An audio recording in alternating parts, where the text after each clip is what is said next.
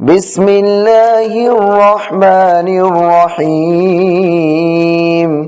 آمن الرسول بما أنزل إليه من ربه والمؤمنون كل آمن بالله وملائكته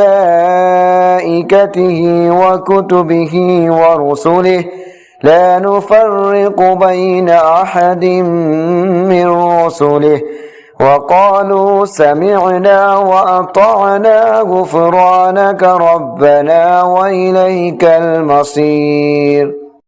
لا يكلف الله نفسا إلا وسعها لها ما كسبت وعليها ما اكتسبت ربنا لا تؤاخذنا إن نسينا أو أخطأنا ربنا ولا تحمل علينا إصرا